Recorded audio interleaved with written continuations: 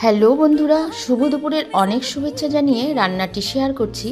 তো আমি আজ পালং পনির করব সম্পূর্ণ নিরামিষভাবে। তো দেখো, পালং শাকটা আমি গরম জলে অল্প লবণ দিয়ে সেদ্ধ করে নিচ্ছি। আর এদিকে দেখো, পনিরগুলো আমি ভালো করে ধুয়ে লবণ হলুদ মাখিয়ে নিয়েছি। এবার পালং শাকটা সেদ্ধ হয়ে গেছে, তো এবার পেস্ট করে নেব। আর কি কি লাগছে, ফ্রেশ ক্রিম, বাটার, আর নিরামিষভাবে করব তাই টমেটো, আদা আর কাঁচা লঙ্কা পেস্ট করে নিলাম। এবার আমি পালং শাকটাও পেস্ট করে নেব। এবার কড়াই গরম করে তাতে খানিকটা সাদা তেল দিয়ে আমি পনিরগুলো ভেজে তুলব। আর দেখো, পালং শাকটা পেস্ট হয়ে গেছে। এবার পনিরটা খুব কড়া ভাজবো না, এটা পালং পনির খেতে হালকা ভাজলেই খুব টেস্ট হয়। এবার গোটা জিরে আর গোটা গরম মশলা ফোড়ন দিয়ে দিলাম।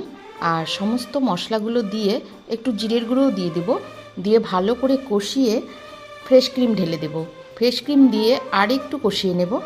মোটামুটি কষানো হলে এবার আমি পালং শাকটা দিয়ে দিচ্ছি।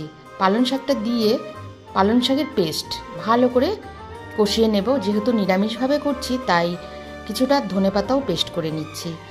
এবার একটু লবণ দিয়ে ভালো করে কষিয়ে পনিরগুলো ঢেলে দিচ্ছি। পনিরগুলো আমি গরম জলে রেখেছিলাম ভেজে, তাতে খেতে সফট হয়। এবার দেখো, আমি ধনেপাতা বাটাও দিয়ে দিলাম। আর সব শেষে বাটার দিয়ে আমি নামিয়ে নেব। তো তোমাদের কেমন লাগছে দেখতে? ভালো লাগলে অবশ্যই লাইক কমেন্ট শেয়ার করে পাশে থেকো।